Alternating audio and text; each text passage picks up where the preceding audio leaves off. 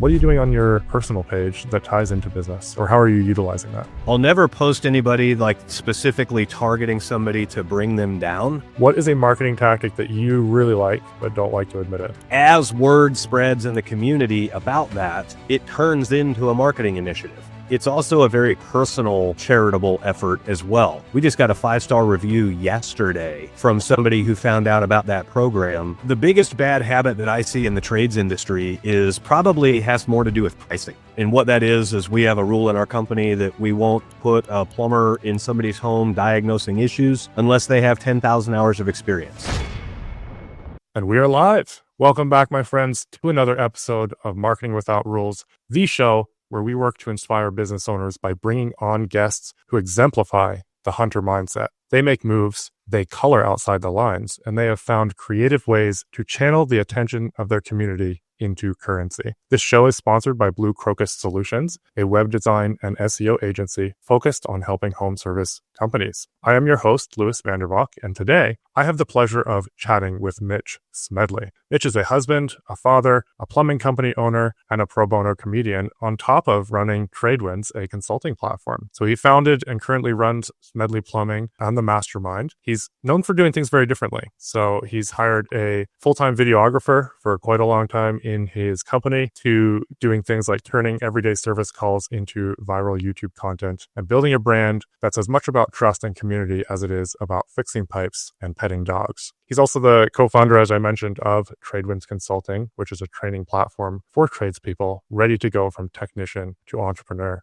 Mitch, welcome to the show. Awesome to be chatting again. Yeah, thanks for having me on. Looking forward to this. So for those of you who have followed the previous podcast, the Blue Crocus Experience, we chatted on there a couple times. Mitch has been a client of ours for a while, and just someone who, if you follow anything he does on social media, he's always doing something interesting. He's one of the ones that I have favorited because there's always some sort of drama or marketing coolness or something going on social media. It's something zany, yeah. He's either doing cool things on his boat, hanging out with his family, or riling people up in the comments on social media, which has been a part of growing your brand. Let's dive right into that actually. When it comes to the social media side, what have you done that on social media that most people don't do, or certainly most business owners don't do when it comes to kind of getting that awareness out there in the community? Yeah, I think our biggest claim to fame when it comes to social media is we realized very, very early on that plumbing isn't why people go to social media, right? Nobody opens their social media hoping to read a really cool factoid about thermal expansion or water quality, right? So we kind of had to approach our brand in a lot more fun way to talk about the fun parts of what we do and the interesting parts of what we do rather than bore the audience with factoids. That's the big one. I think you could just insert any home service industry there. Plumbing, whatever. People don't want to see you building a house. We think it's cool as the people that are in the field, right? Like grunt removal, plumbing. We see that stuff and we're automatically picking out the things that the other contractor or technician is doing wrong or sizing up how much he got paid for the job, whatever the case may be. But people don't care about that. So let's, if we were to get tactical right off the bat here, what are some of the things, maybe that you can think of that you have done that kind of catches that? So, humor, etc. Let's drop a few nuggets here for people. Yeah. So like we do a fair amount on YouTube and we do a fair amount on like Facebook. And so we've done full length YouTube videos highlighting just a member of one of our team, like one of our team members. And it allows the viewers to kind of see what we go through throughout the day, all the traveling from jobs and the customer discussions and all the repairs that we run into and all that. But it also allows the viewers to get an idea into the technician's personality. And it's not, a lot of home service CRMs now, they'll like text your customer when you're on the way, and they'll text them like a photo and a bio or whatever of the plumber that's heading their way. And it just seems kind of cringy. It reads like a bad Bumble ad. This is Bob, your plumber, and he's, got a dog and 2 kids and he likes riding Harleys, and it's just kind of weird, right? And so we decided that we want to get our customers a lot more personal with our team. And so we do the full-blown video stuff, and the videos are long enough that you really get a true sense of their personality rather than like the highlights of the bad Bumble ad. I like that. And what's, while we're on the topic of social media, we'll come back to that in a second here. What's the name of the group that you have where you're sharing memes? So we have a Facebook group called Trading Content by Tradewinds. Yeah, the essential part of that group is for plumbing company, or not even plumbing company, trades, service company business owners that don't have a social media team yet, that are trying to keep their social media with something live and entertaining. This content group is basically to trade memes and other content that's working to help give you ideas and maybe keep you from having to hire a marketer for a little while. Yeah, I'm going to bring that up on screen here so people can see, because I think that there's some benefits to just, a picture's worth 1,000 words. So let me share my screen here real quick, and we'll just bring this up here. Should be able to see that there on the screen. So it's called Tradewinds by Trading Content, and we'll tie into, Tradewinds and all of that in later part of the episode here. But you can see here, let's find an example. So when we get a busted water heater call at night, this is a meme. Someone's branded it here with their brand, obviously. Yep. But you can take that for any business. It could be, a roofer, when we get the call that someone's got a leaky attic, or, junk removal, when someone says they've got a mattress that needs removed, you can put your brand on there. This is a great one here. Pictures of anything other than what you do that gets the most engagement. We could just stop right there with the episode. That's such valuable advice there. Yeah. So you, while we're on the topic here, you made kind of the tagline of your business, fix pipes and pet dogs. How did that come about, and what has that done for you? Yeah, so the idea with the tagline, I was working out in the gym 3 or 4 years ago, and I saw a shirt that said lift heavy, pet dogs. And I'm like, yeah, that's kind of a cool motto. And so I'm like, I should totally embrace that kind of a motto. And so, I came up with one that was fix pipes and pet dogs.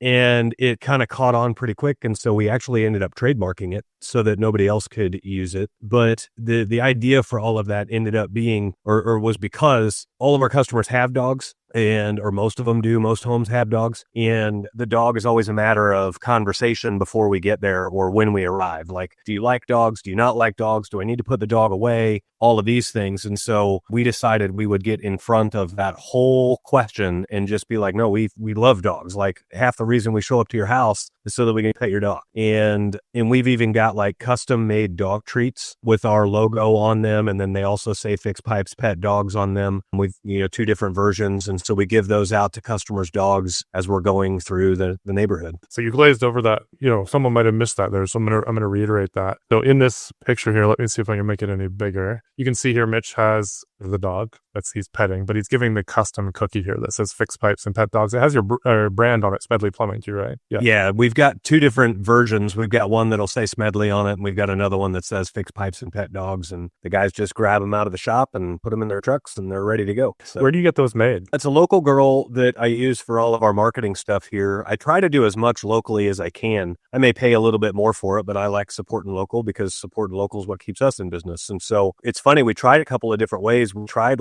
an icing type cookie as a dog treat. And with those, they can actually laser print full color images on them. And it was all great until they sat for an hour in the truck and all the icing melted. And it was okay, well, one side. Yeah, that's not going to work. And so we had to evolve over to a stamped embossed cookie that can withstand the heat. They're so good. If you should have had this prep, but you never know where these conversations are going to go, right? But we'll when we do the blog post for this article or for this episode, I'll get Andrew to get an actual big picture that we can put on there so people can see it. Maybe we can link the girl that does it. I don't know if she shills, but Rachel Gray owns a company called Great Marketing and Business Solutions, and she handles a lot of our stuff like that. Cool. So we'll definitely get that up there. But for those watching and listening, this is a creative way that doesn't really cost a lot per customer to get what you're doing in people's hands, and you're going to create a lasting memory here. The dog's not going to remember you, but the owner's going to remember you giving, a really cool treat. Yeah. And I mean, we've even got rules for how to handle the treats. The technician, before they give it, they have to give the treat to the dog in front of the homeowner. Otherwise, the homeowner never even know it happened, right? So it didn't change their experience at all. But then also we get them to snap rapid shots of them handing the dog the treat. And so we get some really cool photos of, the dog sitting pretty right behind the treat or whatever. And then all of a sudden, wow, he's snarfing into the thing. So I love it.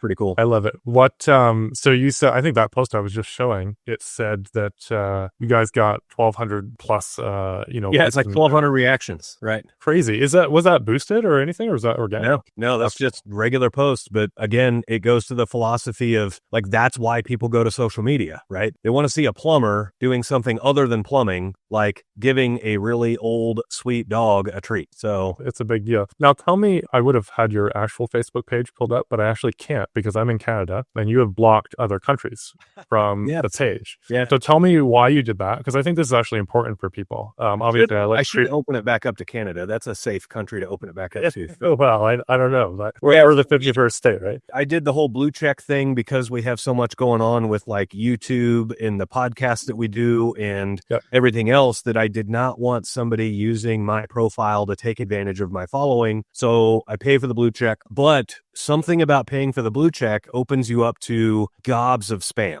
And in that, I have found that if you close it off to only the United States, then most of your spam goes away. So my personal profile is only open to the United States and the Philippines, just because we had to, I've got a virtual professional that's in the Philippines and she has to be involved with that stuff. And ironically, opening it back up to the Philippines brought back about 10% of the spam, but not much. So yeah, it's still very, very manageable at that. Yeah, but that's a tip for anybody, unless you want me to look at it, their Facebook page here in Canada, at least block it off to North America. You're going to get a lot less spam messages, spam reviews, those people who are, being paid by crypto traders to leave reviews on your Facebook page that just have links to their mentor or whatever. Right. It definitely helps cut down on the spam. So wanted to kind of bring that up here for people who are watching, something that you guys have done. Because I know that you've been through the ringer with the spam there. So it's a little bit fun. Yeah. Always fun for sure. Cool. So that's a bit about social media. What do you do on your personal page, and what would you recommend someone does on their personal page? So we've talked about the business page. Of course we can't talk about everything, but we've got the dog treats are away. That automatically creates social content, as we saw by that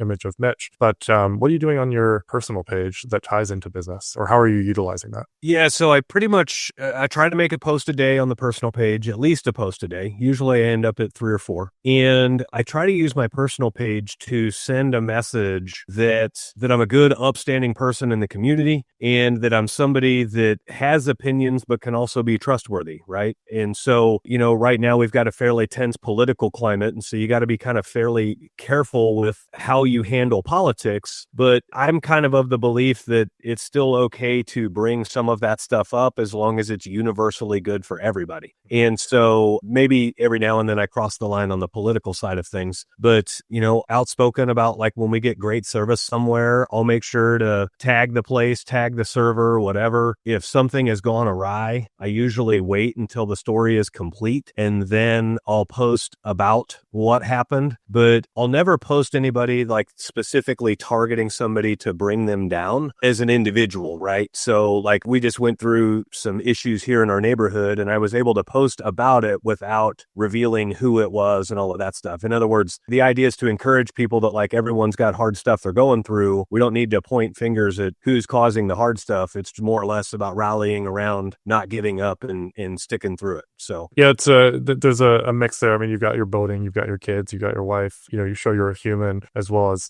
stuff happening in the town. I mean, you and I were chatting about it before. There's kind of like, if you followed Mitch for any time at all, there's like kind of an ongoing thing where he's had one Jeep stolen, one Jeep broken into, and there's a little bit, there's some tension, right? And there's some like, hey, I'm going to go check Mitch's page and see what's happening now. Yeah, my wife's Jeep got stolen 5 months ago. We replaced it. It got stolen out of Kansas City, Missouri. We replaced it, but a week and a half after it got stolen, I found it and I called the cops and the cops refused to do anything about it. They don't even care. And so then we replaced it and we took it like 5 months later. We went back to the city for a wedding like 2 or 3 Fridays ago and somebody tried to steal it again. And it's like that vehicle's only been downtown 4 times. And 2 of the 4 times, once it got stolen and the other, it got almost stolen. They weren't able to get it started because we have an advanced security system on it now, but they still did $6,000 in damage to it trying to get it started, ripping out the wiring and breaking out windows and things like that. And so, and again, Kansas City, Missouri just doesn't care. So if I ever name call anybody on social media, it's usually the mayor of KC, because auto thefts in KC have gone from like 4,500 in 2021 to over 8,000 last year. So like they've almost doubled in like 4 years. It's crazy. Some people need their hit of drugs, and some people just really need those white Jeeps. Yes, apparently. It's because you got the same color, same, Yeah. like pretty much. Yeah, we essentially replaced it with the identical vehicle. So yeah, You just got that crack cocaine in the vehicle form that people want. we're gonna have a fun surprise for him here pretty soon, though. I'm putting together we're gonna turn that Jeep into a bait car, and we're gonna film it, and we're actually gonna film them trying to steal it, and then film the police apprehending them, and try to go full circle with it with the prosecution and everything, just to show where they're doing good and where they're not. Well, you heard it here first, unless you follow Mitch's Facebook feed, in which you've already seen that he's planning this. But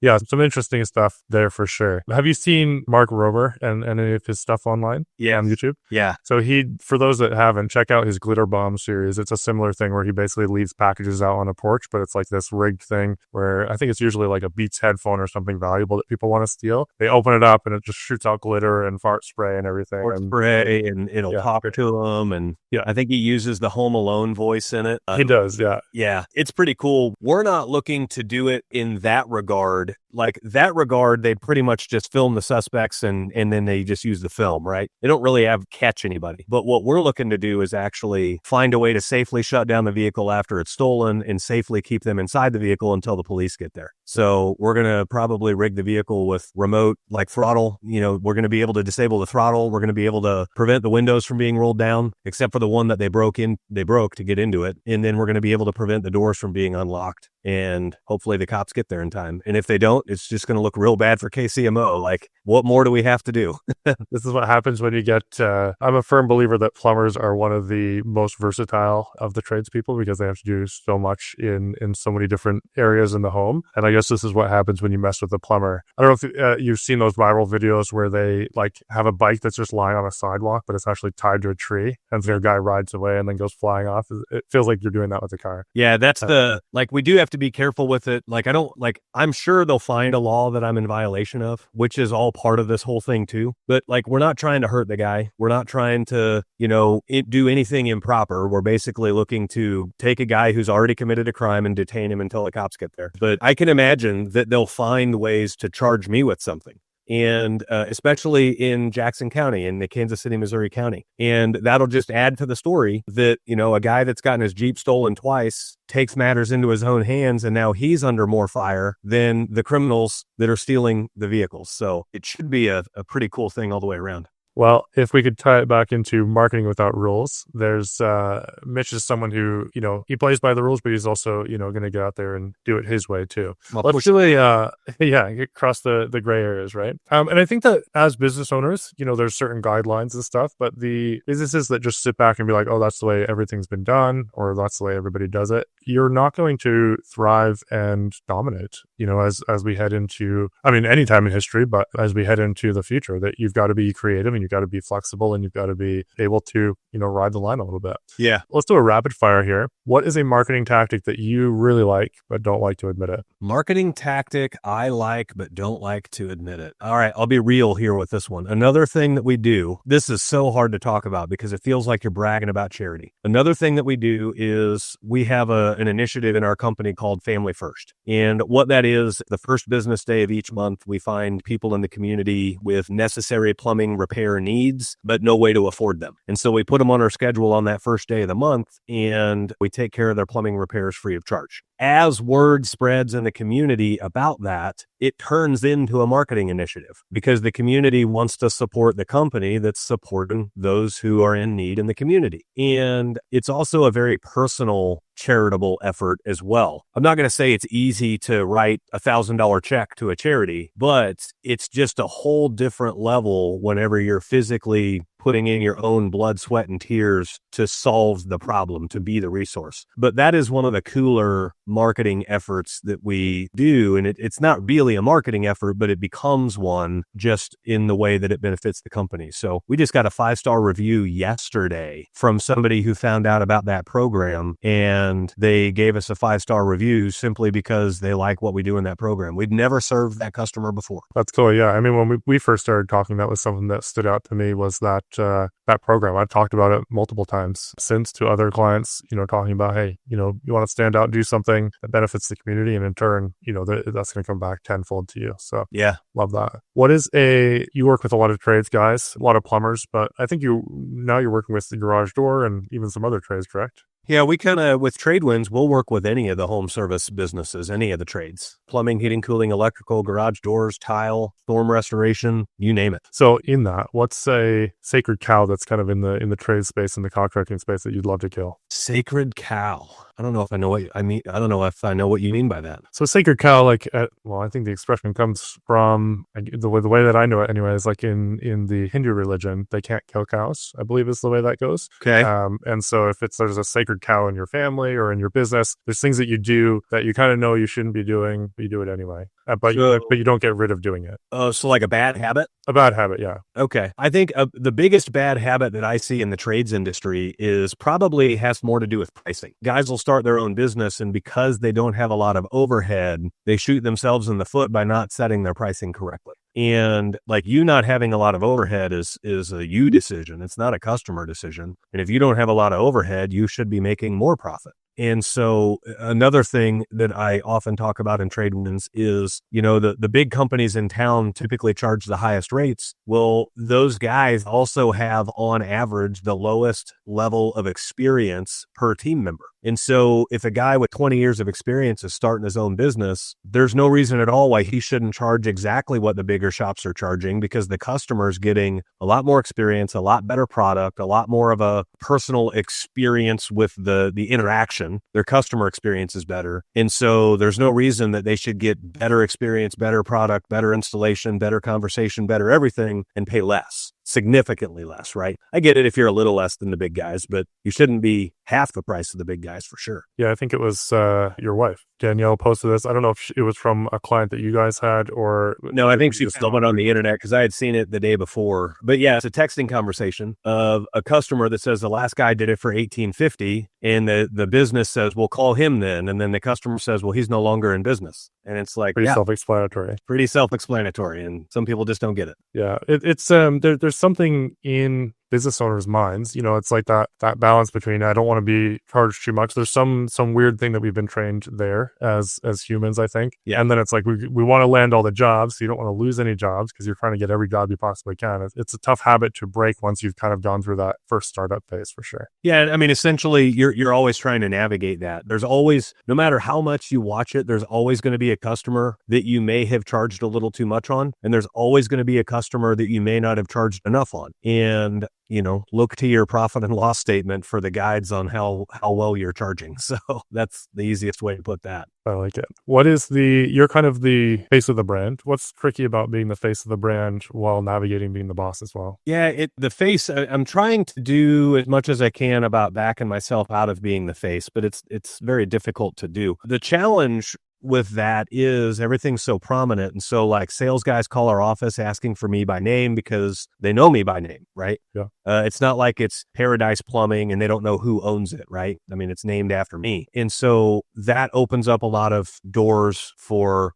our CSRs to have to play gatekeeper on a lot of that stuff. The other is we'll get customers that will request me versus our team. And so then the CSRs have to let them know, like, hey, Mitch actually isn't available today. We had a customer today text me personally saying, hey, can you come out to my warehouse? And I said, well, I'm busy today, but one of our guys can. And they never did call into the main office to get one of our guys there because they don't want our guys, they want me. Interesting. Yeah. So what steps are you taking when it comes to, because you do a great job at it and you're wired as a marketer, even though you're, running a business in the trades, what are you doing? What steps are you taking to step back? You said you're working on that, but like, what's your action plan there? Yeah. So essentially we try to offset that by letting the customers know of our 10,000 hour guarantee. And what that is we have a rule in our company that we won't put a plumber in somebody's home diagnosing issues unless they have 10,000 hours of experience. 10,000 hours of experience is the universal amount of experience needed to consider yourself a master in that craft. Ironically, it's also what's needed to get a master plumber's license is 5 years of experience. And so,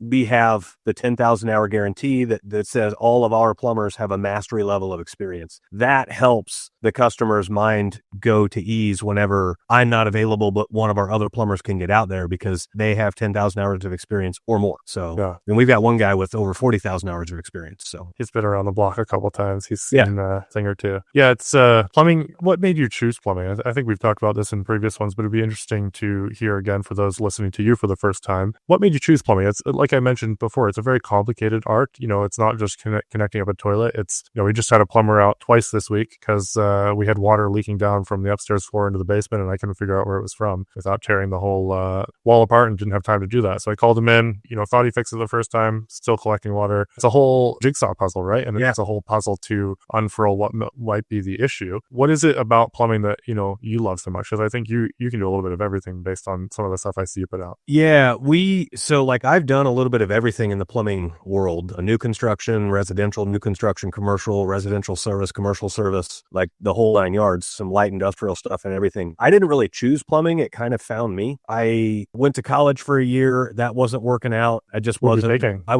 went to K-State for architectural engineering, and then I came back from K-State. That was only for a semester. Came back from there, and I went to the local junior college, the community college, for the same architectural engineering path. But it was like I was struggling at K-State probably because of the large class size and the foreign teachers. They were hard to understand. And so it's like, man, I don't like paying this university tuition. And it's like, I can't even understand my math teacher. And so I came back and went to a community college to where my money went a little bit farther for the same credits. And then after a semester at the community college, I was like, I'm still not convinced college is for me. I still don't really, I thought I wanted to be an architectural engineer, but I just don't really know. And so I was like, how about I just enlist into the Navy for 5 years and then let the Navy pay for school? And so I enlisted into the Navy. I shipped out on the 5th of July. And on July 8th or 9th, I woke up in the hospital. They had found me unresponsive on a sidewalk, and I had passed out. And it was because of a cardiac issue that I had going into the Navy. And I had shared all of the information about it with the recruiting officer, but apparently he didn't pass that information along. And this particular issue was an issue where I was not supposed to be allowed into the Navy at all anyway. And so they kicked me out, sent me home. They gave me my choice for how to leave. They said, you can either have a medical discharge or what we call an entry-level medical separation, which is basically like nothing ever happened. And I said, we'll go with the entry-level medical separation route because I don't want to be I was in the Navy for 4 years.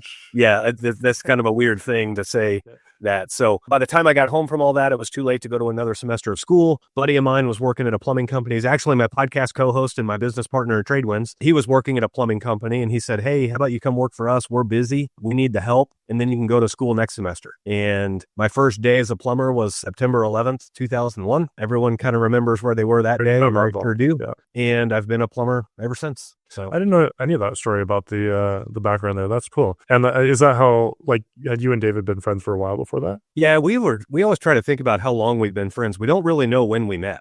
We think it's like 5th or 6th grade, but we're not sure. So we've been friends ever since we were kids. Yeah. That's cool. So that brings us full circle to Tradewinds, which I keep alluding to and we will chat about here. That is awesome. That's cool. So does that condition still affect you, or has it resolved, or? So I had what they call a catheter ablation, where they go in through veins in your legs, and they had 7 instruments up one leg and 8 instruments up another, an 8.5 hour procedure, and they fixed it. It was electrical imbalance where I had extra electrical nodes, and they basically circled the 2 nodes that are supposed to be there in scar tissue. They burned it and circled them in scar tissue. And so as the electrical pulses move across your heart, it can't cross the scar tissue, so it directs it. But, during the seasons of life, as anxiety comes and goes, when anxiety is peaking, I will notice the arrhythmia quite a bit. So much so that I think on 3 times in the last 25 years, I've gone back to the cardiologist thinking it's coming back, and every time it just turns into be stress and anxiety induced. Yeah. Wow, that's pretty wild. That's the human body's cool. Props to modern medicine for allowing us to be chatting here today. That's quite a story. Yeah. I was listening to, going back to plumbing and architectural engineering and everything. Plumbing is one that pops up often in chats about AI. And it's always, I don't know why people choose plumbers, but they're like, you can't replace plumbing with AI. I was listening to Diary of a CEO with Stephen Bartlett yesterday. I think I'm actually going to have my team clip this, and I was going to send it to you. Yeah. But he was talking to the godfather of AI, and he's like, there's certain things that you're just not going to be able to replace. And I was thinking, looking at my house, AI couldn't have figured this out. Right. What was going on with the shower leak and behind the tile and everything. thing. But it's, trades is a good one. I doubt you've regretted, the move that you made. No, I don't regret it at all. And I was going to look for that, was looking for who said that, because I saw the article just the other day where he said, go be a plumber. What's his, Jeffrey Hinton? Is that it? I believe it was. Yeah, it was Stephen Bartlett on the Diary of a CEO. Okay. Yeah. Yeah. I sent it to my executive. Plumbing is, I said, let's clip that out for the team. Yeah. Plumbing is recession resistant, but it's also AI resistant. It's not AI proof at all, and it's not recession proof at all. It's very similar to like trash disposal. When a recession comes in, people still need their trash removed, but they typically have less trash to remove, and so they may not get it picked up as often or something like that, right? They may go from 2 or 3 pickups a week to 1 or 2. Plumbing is very similar. When recessions come in, people are more willing to try to do their own repairs. And so you'll lose some of the low-level repairs, but the higher-level repairs, they still have to have a plumber to do them. Somebody has to get on the excavator and dig the ditch and lay the pipe and glue it together. And those are things that AI and robots won't be able to do for many, many, many years. AI and robots is coming into the construction industry for sure, but it's a little bit more of a static environment. I've watched a video of a robot roofer. It was this machine that would pick up the shingle and place it perfectly and put the nails in it and everything. And, that's a fairly static thing, especially once you map it out with the roof and all of that stuff. So plumbing is going to be quite a bit different with all the obstacles that we have to work around and everything else. On the business side of things, like the office side of things, AI is a huge help for small businesses. I just got into a conversation with somebody yesterday about that. There is a push to ban AI regulation for a certain period of time here in the US. In other words, let it go unregulated and let it turn into what it's going to turn into. Reduce the size of government regulation, essentially. And there's a lot of people that fear that, but I think most of the people that fear that are the ones who are in jobs that could get replaced by AI. And so I firmly believe that AI will be a bigger benefit to small mom and pop companies, especially trades companies, than it will be the big global corporations. Your big global corporations are already outsourcing jobs overseas for a fraction of the rate that the local companies have to pay. So if they were to convert their staff to AI-driven staff, they're not saving near as much per person as a local company that's able to do a whole person's job duties with AI. Yeah, it's I'm a fan. I think there's, that particular episode was interesting to hear some of the takes in it, but there's so much value. But yeah, you're right. Like there's been 3D printers for houses that they've been working on for years. There's different things like new construction. I think it's very templated, but once you get into like a house that's over 20 years old, you're doing remodels and stuff, like that's a pretty nuanced thing. And to train that, is it possible? Yeah, I'm an optimist. I think it probably is possible, but it's going to be a few years out. Yeah, for sure. Let's talk some of the crazy marketing things that you guys have done, from skeletons to your go-kart to community trunk and treat. Let's just do a roll call here. Yeah, so I saw a long time ago, like right when we first started the company, I saw a picture of a police department that was using a small van go-kart in a parade. And I'm like, I want one of those. I want to make a small plumbing van for a parade. And so I started looking and I found out that these little go-kart shells that are these small vans, they don't make them anymore, but they're back from like the 70s and they're really hard to find. And so after about 2 years of searching, I finally found one, and it was like 3 hours away in the middle of Kansas in somebody's barn. And it was an original Firestone and Rolling Stones promotional go-kart shell. Yeah, Firestone and the Rolling Stones teamed up to make a stoner van, and that was the chassis for it. And there were only like 10 or 12 of them made. I bought it. It still had all the original Firestone graphics on it and everything. We've got a video on YouTube about buying it and all of that stuff. Stripped all the graphics off, repainted it, built a custom, like I found a go-kart that we could cut down and chop to fit the wheel wells and everything. And so we turned it into a plumbing go-kart. And we have a lot of fun with it. We use it for a lot of marketing stuff. We drive it in parades. We'll bust it out in the shop and just do donuts in the shop parking lot and stuff like that. One of these days, I'm just going to get in it and drive it like 10 miles away and just see how many people like tag us on social media from me driving it. I recently got like a big Luigi costume head. And so when I wear it with the costume head on top, it's pretty funny. Pretty noticeable. So if you're listening in, go to the video version of it on Spotify or whatever. I've got it pulled up on screen here with Mitch and Danielle behind it, but it's pretty awesome. And it can move around too. Yeah, it's fast enough to do donuts and it'll do a wheelie. It's kind of scary to do a wheelie in it, but it'll do one. So It makes it happen. Yeah. So that's one. Let's get a few down here for people to think about, because, marketing without rules, there's tactics and stuff, but there's also like, I want people to start thinking outside the box. That's something that, obviously you're a fan of, I'm a fan of as well. And, it's not just Google ads and SEO and websites. There's so many different ways that you can, penetrate your market. Go-kart, Luigi head, family first is some of the stuff we've talked about, but there's a skeleton. How did that come about, and what happened there? Yeah. So the skeleton idea was more or less just like running on the idea that attention is currency, and the more attention you have, the more currency you have. And so it's like, what can I do to make our vans stand out and not just blend in, right? And so we went and got one of those 12-foot Home Depot skeletons, and we modified it a little bit, and I drilled holes in the top of one of our vans and put weather tight, eyelets up there. And we strapped this 12-foot skeleton to the top of one of our service vans and drove around, and, people honk and wave, and they take pictures of it, and they tag us on social media, and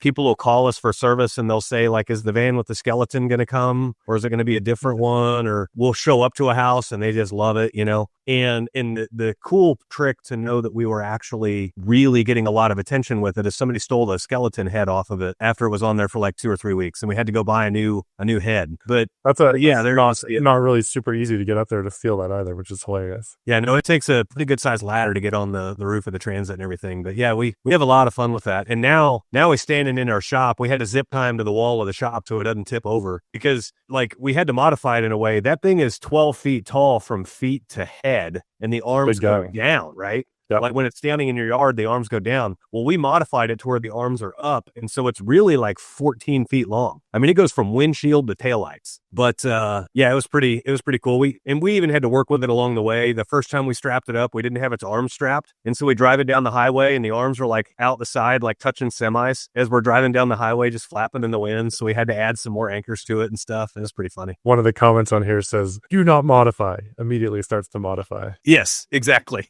That's so funny.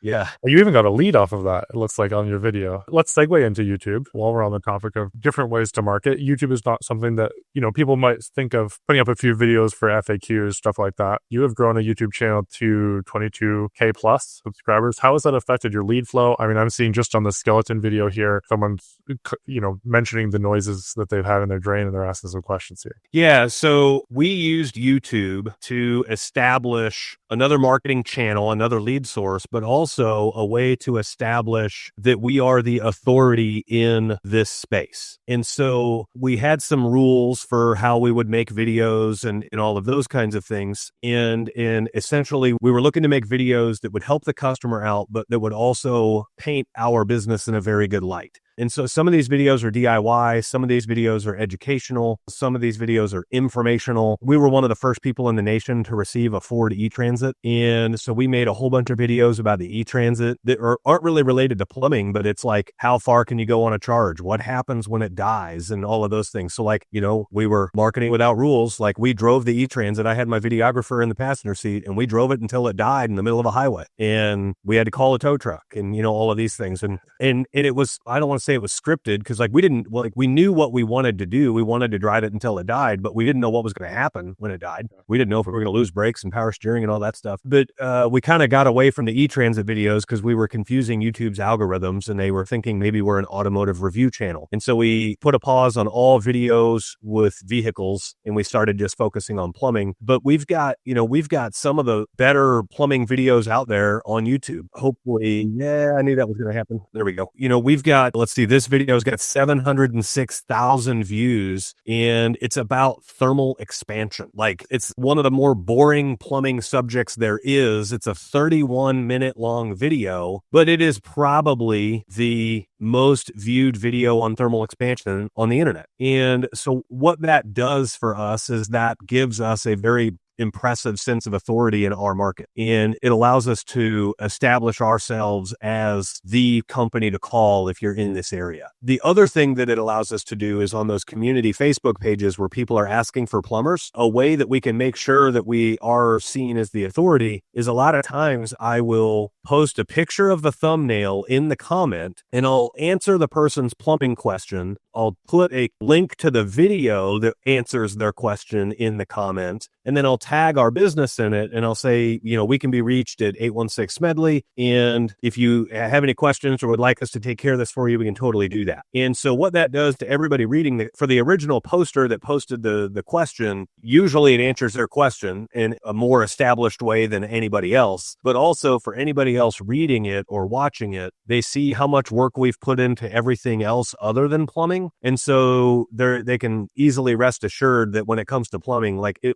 we have time to make YouTube videos, we've got plumbing under control. So, yeah. And then the view counts on some of those videos really help too. Yeah. What kind of water heater should I buy? So this was this was the big one. Was this the test that you did? Yeah. So we went and bought an A.O. Smith water heater from Lowe's, and then we bought a professional grade A.O. Smith water heater from our supplier, and we ripped them apart and compared them. We weighed each individual part. We were trying to, we already know that the Lowe's water heaters don't last long compared to the contractor, like the professional grade, but we were trying to figure out why. Why don't they last long? What is different about them? And there's about a 10-pound weight difference between the two units. The parts are different between them. We show all that in the video, but then we fill them with water and then we add air pressure to them until they explode. And the idea there is let's see which one leaks first. And of course, the box store unit leaks first. It leaked first in a less than glorious fashion, which is pretty common. That's what we see in the real world. We see box store units leaking. The pro grade unit held more pressure, but then when it went in a more glorious fashion and it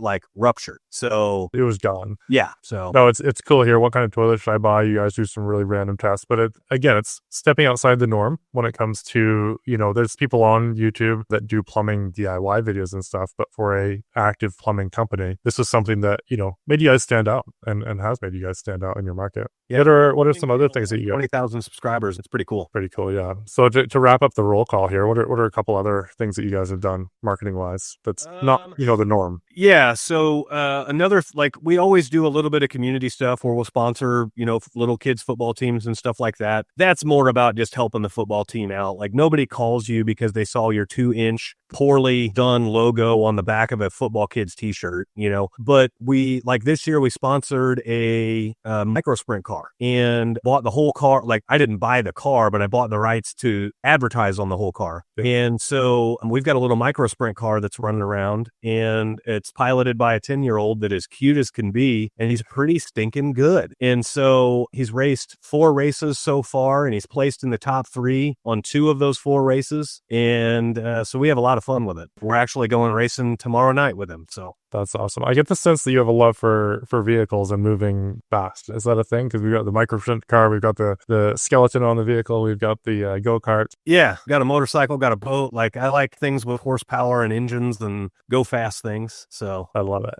And you guys also do trunk or treat, some of the less common things. Do you ever do touch a truck or anything like that? No, we haven't done the touch a truck stuff just because the inside of a plumbing truck can be a little questionable, right? Sure. And let's be honest, a plumbing truck doesn't, that pales in comparison to a dump truck or a loader or a skid steer or something. If you took it with a skeleton, but yeah, that would be a little different, right? We could do touch a truck with a go-kart. I was thinking that too. Yeah, so that would be good. But yeah, we do some trunk or treats where I wear this inflatable toilet costume. You can probably, if you Google inflatable party pooper costume, you'll see exactly what it is. But ironically enough, we a lot of times these trunk or treats will hand out prizes. And I take my Ford Lightning, which is all electric, so it's got a frunk. And so that kind of amazes them right out of the gate that they're getting candy out of where the hood would be. And usually we just have some company advertisements under the hood. And then we set a toilet out front and they get to get their candy out of a toilet bowl. And who doesn't love that? Little things like that just go a long way. It's funny because a 3-year-old will walk up to the toilet and they start crying and the parent will be, don't worry, you don't need to use it.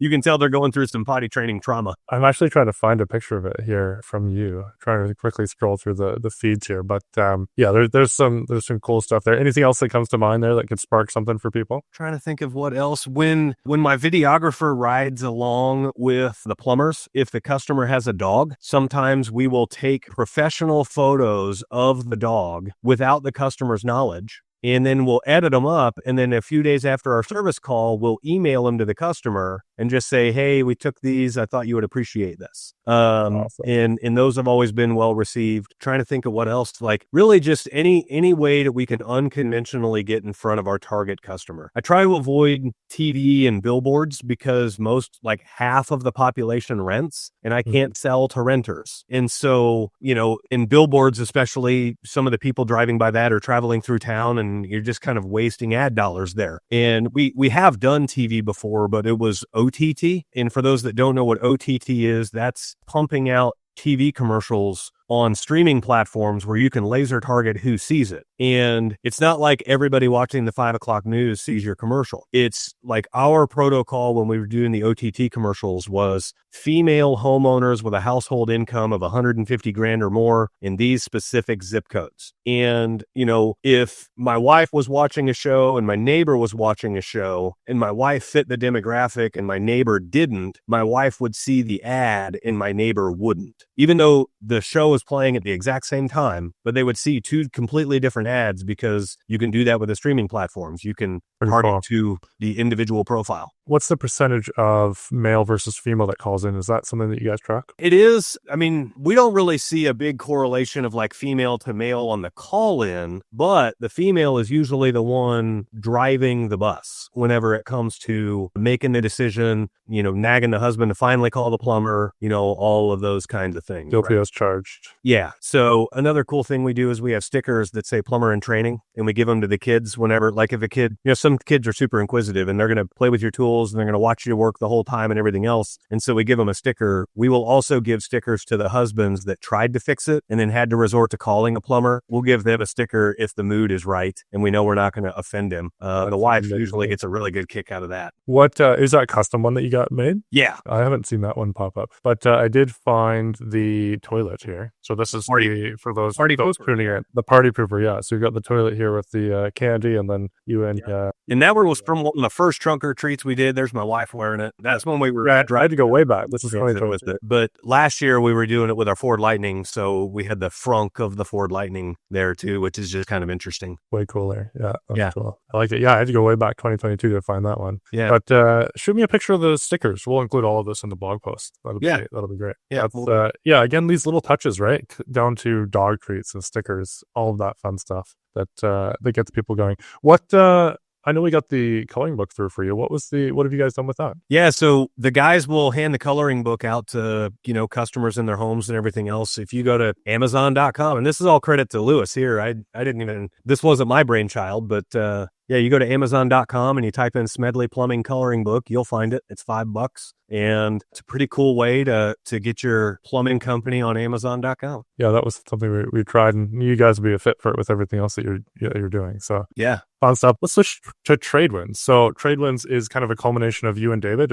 I just learned for the first time on the pod that you guys go way back. Yeah, which is cool. Kind of fills out the picture even more for me. But you both have the experience, and you're helping people. You've referred people over to us that have become clients that are in the program. So I've got to kind of see some different angles of it, and really solid things that people have to say about it. But what would you say if you had to sum it up? What would be the reason that someone would join it, or who's like an ideal person to join it, and what are they going to get out of it?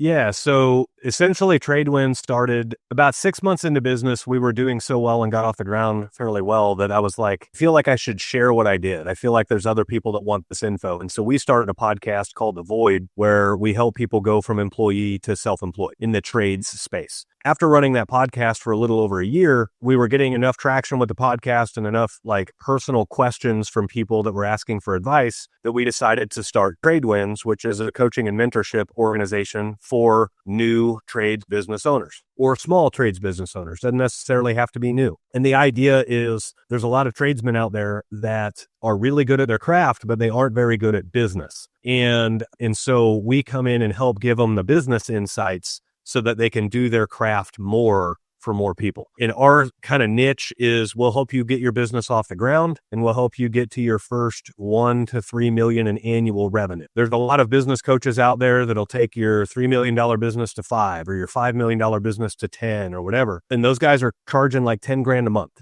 And so we kind of found this niche of smaller shops that are struggling to even get into the level that a formal business coach would help them with. And so we came out with some package pricing that's ultra cheap, starts at as cheap as $250 a month. And we've got a lot of content out there for how you can be tracking your KPIs and your metrics. We give you a lot of resources when you join. We'll give you a lot of Excel spreadsheets and everything else. So essentially, we have a lot of guys that come to us that have been in business for several years and they've been stuck at one truck. And then after being with us for 6 to 9 months, they're ordering truck number 2 and truck number 3 and so on. So it's usually just a little bit of reshaping how they're thinking about things. I find as a business owner, again, I'll go back to what I said about, the good things I've heard from the guys that are in it. But as a business owner, it can be lonely and it can be, you've got tough decisions that come up. And if you don't have someone that you can bounce those off, you can kind of, feel a little bit lost. Right. And so even to have you guys to, because I know you guys will help people with, anything that they have, anything that you can help them with or point them to someone, having that resource for, as low as $250 a month, that's crazy. Yeah. That's crazy, especially as a new business owner, because things can get overwhelming real fast. Hiring people, figuring out how to balance, all the workload and where to get leads from, and you're kind of spinning so many plates at once that you don't have time to focus on all of them as deep as you might like to. And so having someone to be able to come in and diagnose is it's so valuable. Yeah. So valuable. We refer to it as failing faster, right? Like take the failures of everybody in the group, including myself and David, and we're going to speed your timetable up because we've already failed in this area. No, it doesn't work. So don't even try it, right? What we found after doing this was that we had to do it this way. And so, save you the 2 or 3 months of agony and dollars of whatever you're about ready to embark on and fail on. And we'll just help you do it the right way. And that could be hiring somebody. It could be acquiring your first truck. It could be how you set up your price book, like anything and everything. So we even sell price books. We have a plumbing price book and an HVAC price book that we sell. And that's only $250. And like most price books out there are 10 grand or more, or you lease them for $150 a month indefinitely. And so, brutal. Yeah, I misspoke. Our price book's $299, not $249. So.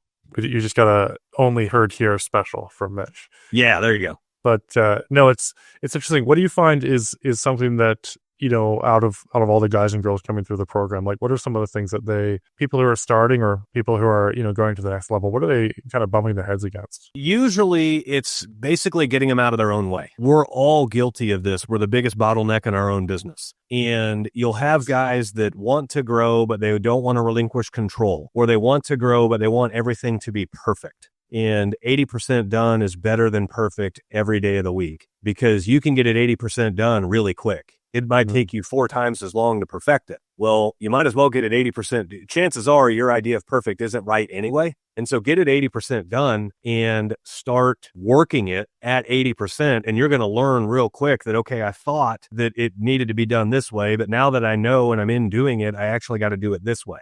And so a lot of what we're teaching is like simple SOPs and processes to where you can empower your team to win and free up your time. One of our clients was getting 140 phone calls a day from his team. And so we worked with him for about 2 months on how to, like, what was causing the phone calls and everything else. And now he's down to under 20 phone calls a day.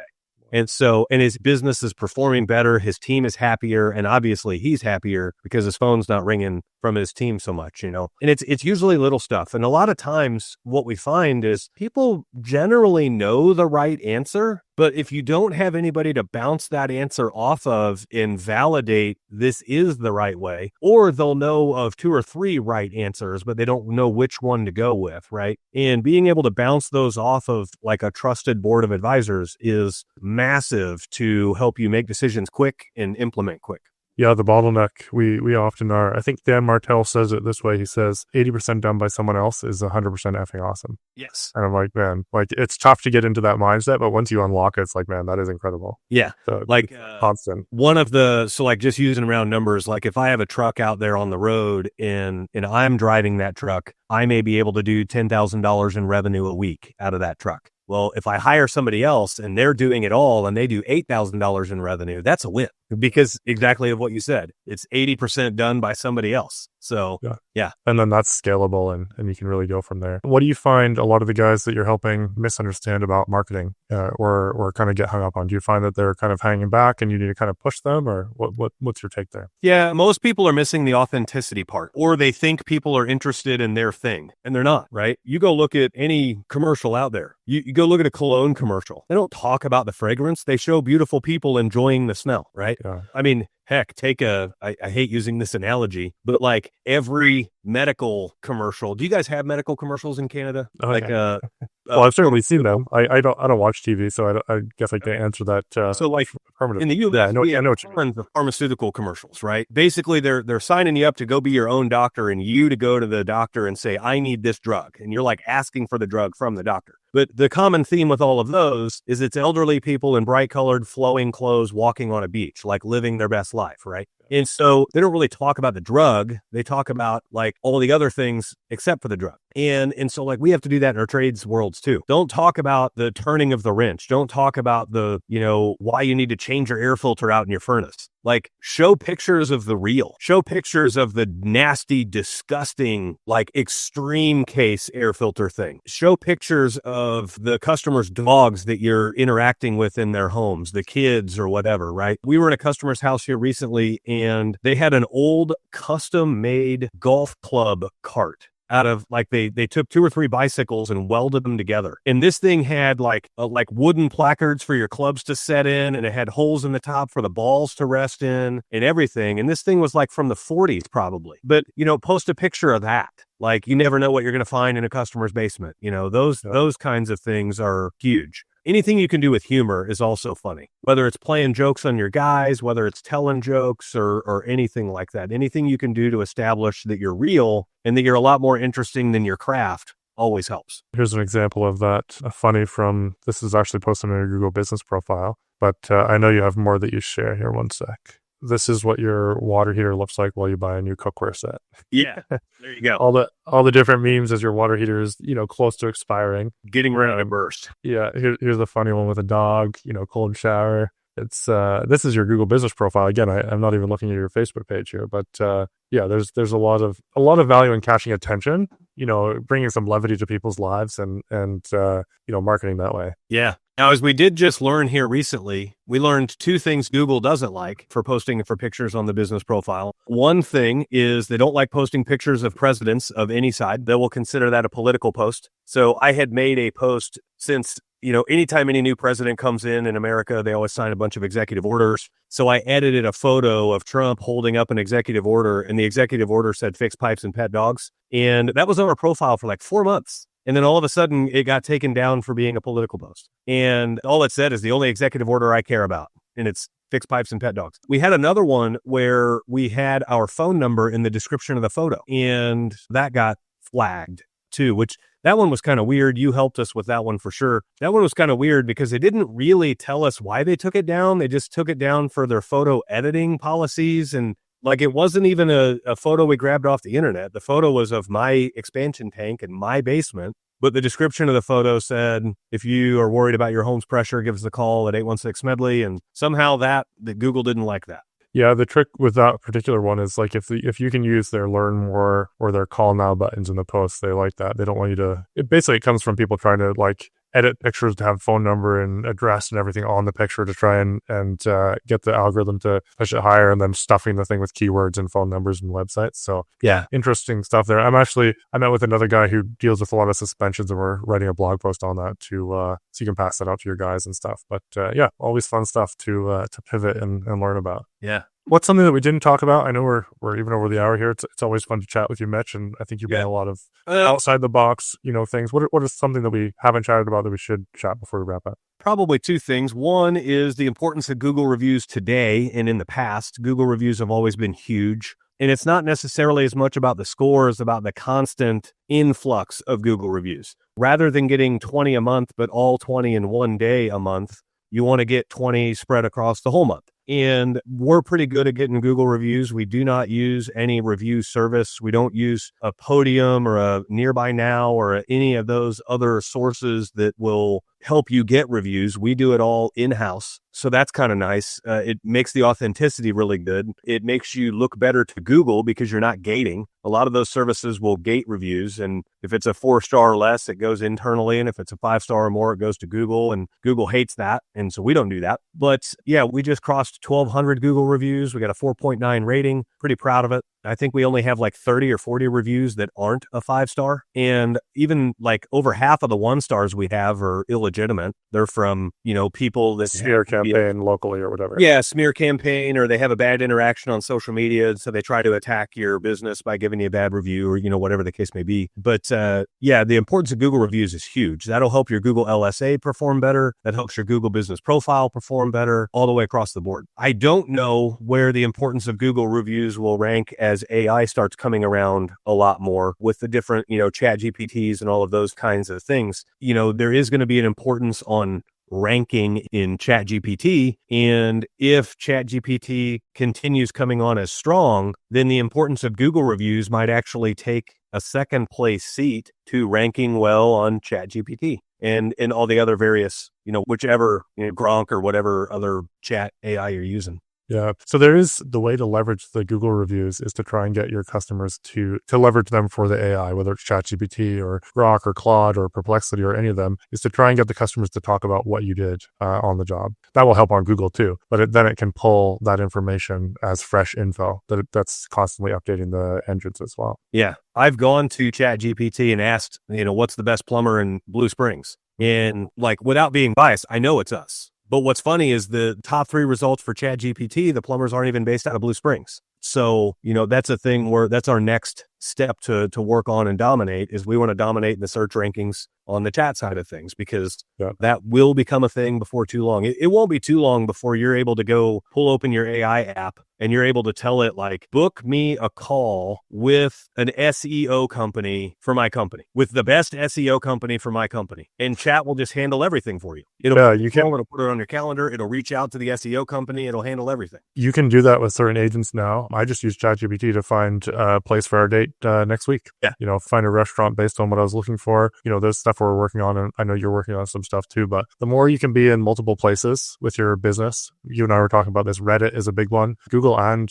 the chat agents pull from Reddit. Get on there and, look for people who are looking for plumbing in your area or some questions and offer suggestions, chat with them, answer the questions, whatever. Yeah, there's a lot of stuff. We're working on some stuff too that we'll be rolling out for you guys, as I was telling you, just to feed more info, Medium articles, LinkedIn articles, things like that about your business. It's not just your website, but it definitely is pulling from your website as well. So a lot of the SEO stuff on your website plays right into what the bots are looking for too. Yeah, we're really media friendly in our company with all the YouTube stuff and everything else. We've been fortunate enough to be interviewed by quite a few global news agencies. And then we always get backlinks to the site for that, which helps a ton. It makes you very Googleable when you do that. So all of those things are pretty sweet. Absolutely. Well, Mitch, always a pleasure to chat. It's been too long since we did a recording like this, but knew it was time to kind of pull some of those nuggets out. If the Jeep anecdote didn't tell you guys, he's someone who's not scared to push the limits of what is normally accepted. There's a lot of power in that as a marketer and as a business owner. Obviously, don't go all out raging to the left or to the right politically. Be a person, be a community member, be someone that someone would want to hang out with at a party. And you can use social media. You can use a lot of these other things really powerfully. Yeah. There's you can't win a championship with a clean jersey. So you're going to need to get down and get dirty. And you're going to need to, there's a common theme with, championship winners. They're always accused of cheating. And it's because they're pushing the boundaries. And even every once in a while, they find a gray area where at the time it's not cheating, but then they make a new rule to say, no, you can't do this. If people watching this are NASCAR fans, take Clay Chastain from a year or two ago, where he needed to get up in the 5th position to qualify for a championship. And he was 12th in the last half of a lap. And he pinned it and put his car into the wall and rode the wall at full throttle while the whole rest of the pack was down on the inside line. And he got up into 3rd. And so he got the transfer spot and he made it through. And now that's illegal. You can't do that now in NASCAR. But it takes pushing those boundaries in those ways to make people question like how hard you want it and to answer the question for yourself of how hard you want it. And if you aren't willing to push boundaries, you don't want it very hard. I think that's a perfect way to end. There's lots of nuggets in here, guys. As I always say, go back. Find one thing, whether it sparks an idea or complements something you're already doing. Just go back and find one thing and improve how hard you want it. Do you really want it? Or do you not? Go follow Mitch. He's Mitch Smedley everywhere. Smedley Plumbing on Facebook. I think Canadians will be able to see his Facebook page again here soon, so that'll be good. I'll leave that as soon as we get off the call. So follow the shenanigans there. But Mitch, thank you again for coming on. Always appreciate watching you on social media, the insights that you bring. Watching you and seeing you inspire other people with Tradewinds. And we'll chat again soon. Yeah, sounds good. Awesome, guys. We will see you on the next one. Talk soon.